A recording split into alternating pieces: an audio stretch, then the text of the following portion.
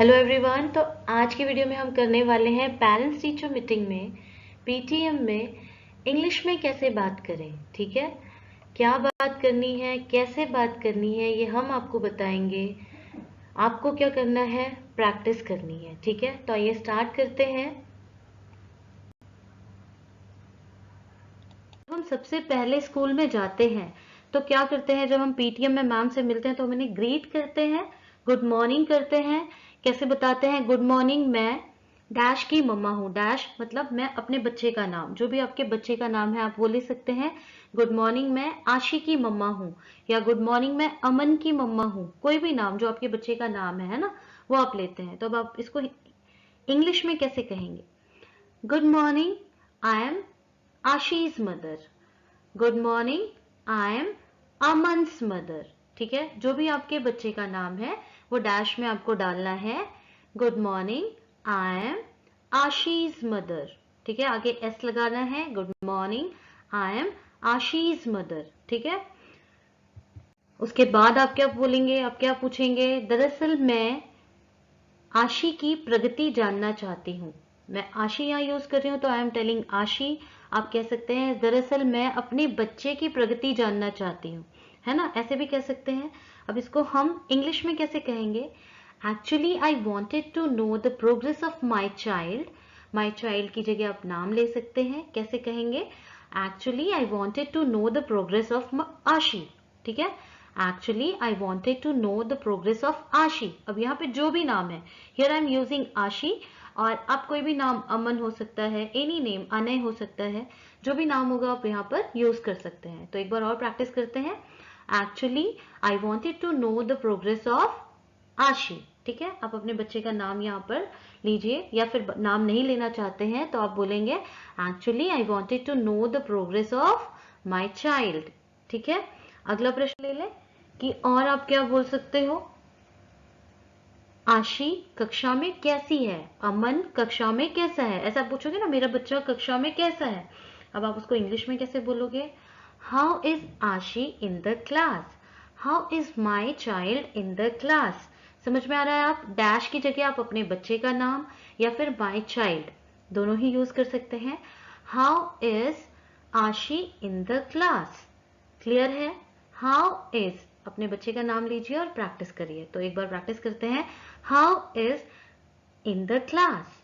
ठीक है, how is in the class. जहां पे मैंने पॉज लिया है वहां पे आपको अपने बच्चे का नाम ऐड करना है। अगला प्रश्न लेते हैं, क्या आशी अपना सर्वश्रेष्ठ कर रही है, या क्या अमन अपना सर्वश्रेष्ठ कर रहा है। हम पूछते हैं ना कि क्या ये अपना बेस्ट कर रहा है। अब उसको हम कैसे पूछेंगे, इज आशी is doing her best. Is आशी इज डूइंग हर बेस्ट। अगर इसकी जगह कोई लड़का है, मान लीजिए आपका सन है, तो क्या बोलेंगे आप, is Aman is doing his best. या फिर अगर दोनों ही आपको नहीं बोलना है तो आप बोल सकते हो, is my child is doing his और हर बेस्ट। लड़का है तो हिज लगाइए, लड़की है तो हर लगाइए। Is my child is doing her best, is my child is doing his best. और नाम भी ले सकते हैं, इज आशी is doing her best, is Aman is doing her best. या फिर आप अपने बच्चे का नाम लीजिए, मैं पॉज लूंगी यहाँ पर, is doing her best, is doing his best. ठीक है, क्लियर है। ये प्रश्न आप पूछ सकते हैं मैम से। फिर आप पूछ सकते हैं, क्या किसी, क्या आशी को किसी क्षेत्र में, जो मैंने डैश लगाया है वहां पे आपको अपने बच्चे का नाम डालना है, या फिर मेरा माई चाइल्ड आप यूज कर सकते हैं। क्या डैश को किसी क्षेत्र में किसी अतिरिक्त सहायता या ध्यान देने की आवश्यकता है। हम पूछते हैं ना किसी सब्जेक्ट में इसको कुछ और हेल्प चाहिए, क्या कोई एक्स्ट्रा हेल्प चाहिए, ट्यूशंस वगैरह चाहिए। अब उसको आप कैसे पूछेंगे, उसको आप पूछेंगे, does Aashi need any extra help और अटेंशन इन एनी एरिया। आप उसको शॉर्ट भी कर सकते हैं, does Aashi need any extra help, does my child need any extra help, does, अपने बच्चे का नाम लीजिए, does need any extra help. और अगर आप पूरा बड़ा बोलना चाहते हैं, does Aashi need any extra help और अटेंशन इन एनी एरिया। ये आपको प्रैक्टिस करनी होगी, ठीक है। Does need any extra help और अटेंशन इन एनी एरिया, ठीक है।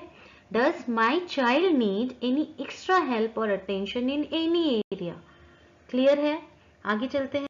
और आप पूछ सकते हैं मैडम आपके हिसाब से हम उसकी क्या मदद कर सकते हैं ना। कभी कभी हम बच्चों मैम से पूछते हैं कि मैम आपके हिसाब से क्या हेल्प होगी बच्चे की। अब इसको हम बोलेंगे कैसे इंग्लिश में? Ma'am according to you what we can do to help her और हिम, ठीक है। हर हम यूज करते हैं गर्ल चाइल्ड के लिए, गर्ल्स के लिए, और बॉयज के लिए हिज यूज करते हैं। तो ma'am according to you what we can do to help her, ठीक है। Ma'am according to you what we can do to help, बच्चे का नाम भी ले सकते हैं आप यहाँ पर, ठीक है। क्लियर है? तो आगे बढ़े। अगला क्वेश्चन है, क्या आशी कक्षा की गतिविधियों में भाग ले रहा है? हमें पूछना होता है कि क्या क्लास में ये एक्टिव है, तो उसको हम कैसे पूछेंगे? Is my child is participating in the class actively, ठीक है। या आप बोल सकते हो is my child is participating in class activities, ठीक है। तो दोनों ही सही है। इज डैश की जगह अपने बच्चे का नाम लीजिए या माई चाइल्ड लीजिए। Is participating in class actively या फिर इन क्लास एक्टिविटीज, ठीक है। Is my child is participating in class activities. Clear है? आगे बढ़े। तो हम नेक्स्ट ले लेते हैं। क्या वह अन्य बच्चों के साथ, हमें ये टेंशन होती है ना, क्या ये सभी बच्चों के साथ घुलता मिलता है भी या नहीं, या ऐसे ही बैठा रहता है? तो हमें वो मैम से पूछना है। अब उसे हम कैसे पूछेंगे? Does he get along with other kids. अगर लड़का है तो क्या यूज करेंगे आप? बॉय है तो does he gets along with other kids. If she is girl, अगर आपकी लड़की है तो क्या यूज करेंगे? Does she get along with other kids. हमें मैम से पूछते हैं ना कि ये क्या सभी बच्चों के साथ घुलता मिलता है, तो कैसे पूछेंगे?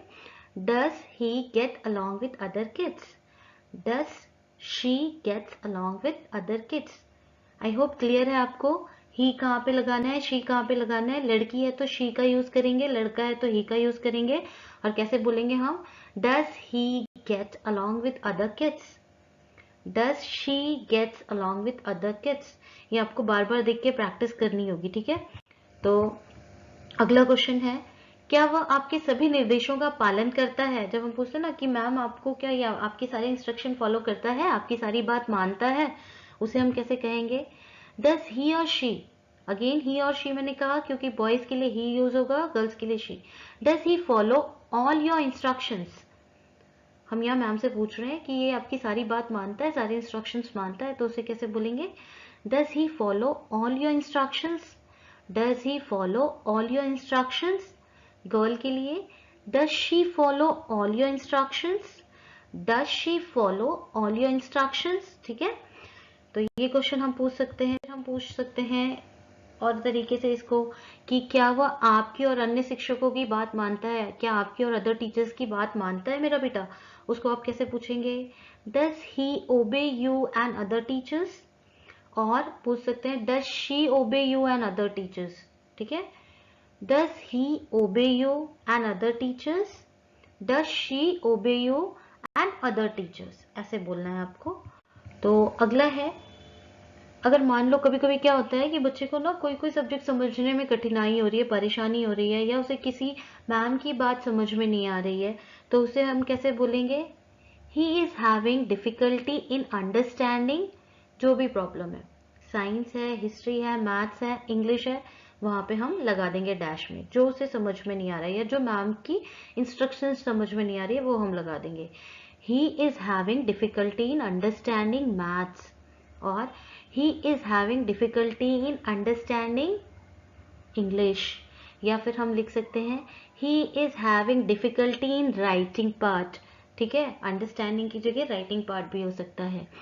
या अगर लड़की है तो बोलेंगे she is having difficulty in understanding Japanese, whatever language, जो भी सब्जेक्ट जिसमें भी दिक्कत है वो आपको डैश में भरना है। she is having difficulty in understanding Japanese, ठीक है। तो इसको हम और एक तरीके से पूछ सकते हैं, सेम क्वेश्चन को एक और तरीके से। वह डैश से जूझ रहा है, मतलब उसको डैश में प्रॉब्लम हो रही है, तो उसको हम कैसे बोल सकते हैं? He is struggling with science, he is struggling with maths, he is struggling with Sanskrit, anything, जिससे भी स्ट्रगल कर रहा है, जो भी सब्जेक्ट है वो विथ के बाद आपको वो सब्जेक्ट लगाना है।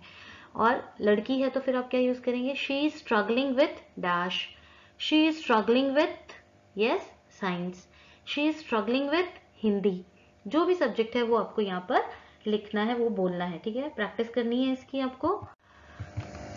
मुझे खेद है कि आपने जो कहा वो मुझे समझ में नहीं आया। कभी कभी क्या होता है, मैम इंग्लिश में बहुत फटाफट बोलती हैं, बहुत फास्ट फास्ट बोलती हैं, तो हमें समझ नहीं आता। तो बिल्कुल भी हिचकना नहीं है, हमें बिल्कुल भी परेशान नहीं हो रहा है कि अरे ये क्या बोल गई, हमें तो समझ ही नहीं आया, हमारी जो है इंसल्ट हो रही है, ऐसा कुछ नहीं है। आपको क्या बोलना है इसके लिए, I am sorry, I did not understand what you said, ठीक है, क्या बोलेंगे आप, I am sorry, I did not understand what you said. Clear है, आई एम सॉरी बोलने में कोई प्रॉब्लम नहीं है। ऐसे ही हम कहते हैं जब अगर हम कोई चीज को वापस, जैसे हमें समझ नहीं आता या कोई प्रॉब्लम है, तो हम कहते हैं I am sorry, I did not understand what you said, आपने जो कहा वो मैं समझ नहीं पाई, ठीक है ना। या फिर आप कह सकते हैं कि क्या आप इसे रिपीट करेंगे, क्या आप इसको दोबारा दोहरा सकते हैं जो आपने कहा। कभी कभी होता है ना, हमें समझ नहीं आता, बहुत जल्दी जल्दी इंग्लिश बोल रही हैं, तो इसे आप कैसे कहेंगे, कैन यू प्लीज रिपीट, बहुत ही पोलाइट वे में, कुड यू प्लीज रिपीट और can you please repeat. Clear है, आप किसी भी कोई भी क्वेश्चन के बीच में या मैम जो भी बोल रही है, अगर आपको नहीं समझ में आ रहा है, बिना झिझक के आप बोल सकते हो कैन यू प्लीज रिपीट और कुड यू प्लीज रिपीट। थोड़ा पोलाइटनेस रखिए अपने बोलने में और पूछ लीजिए कुड यू प्लीज रिपीट, ठीक है। और मान लीजिए कि आपको मैम का नंबर चाहिए या उनसे पीटीएम के बाद भी अगर आप उनसे बात करना चाहते हैं तो कैसे करेंगे, कैसे मांगेंगे उनका नंबर, तो आप पूछेंगे how can eye contact you, how can eye contact you, कैसे बोलना है, how can eye contact you, ठीक है। तो अगर उन्हें नंबर देना होगा तो वो आपको नंबर दे देंगी, या फिर वो कह देंगी आपको कि हम अगले पीटीएम में मिलेंगे, आप पीटीएम में ही बात कर सकते हैं ना। तो अगर वो कहती है नंबर देती हैं तो नोट डाउन कर लीजिए, और अगर नहीं देती हैं तो say thank you, okay, will meet in next PTM. So last में जो है हमें टीचर का धन्यवाद करना होता है। आप इसको अलग अलग तरीके से कर सकते हैं। यहाँ पर मैंने लिखा है कि जो भी हमारा बच्चा है, आशी का ख्याल रखने के लिए धन्यवाद, आशी का ख्याल रखने के लिए धन्यवाद, ऐसे कहेंगे ना, तो हम उसे कहेंगे thank you for taking care of my child, और thank you for taking care of my son, thank you for taking care of Aashi, whatever जो भी आपको यूज करना है। इसकी जगह आप बोल सकते हो thank you for teaching, taking care की जगह आप क्या कह सकते हो, thank you for teaching my son, my child, या फिर उसका नाम ले सकते हैं। तो क्लियर है, ये जो है ये सारी बातें, बहुत ज़्यादा हमें टाइम नहीं मिलता है कि टीचर के साथ हमें 1 घंटा बैठ के बातें करनी है। बस हमें जो है मेन मेन क्वेश्चंस पूछने होते हैं, जिससे हमारे बच्चे की हमें सोशल ग्रोथ का भी पता चले, एकेडमिक ग्रोथ का भी पता चले, बच्चा किसी में वीक है ये भी पता चले, है ना। तो ये सारे क्वेश्चंस हमको पूछने होते हैं। और अगर और भी क्वेश्चंस रह रहे होंगे तो I will cover in next part. तो टिल दिन देखते रहिए, और like share and subscribe, don't forget to subscribe our channel, okay, and thanks for watching.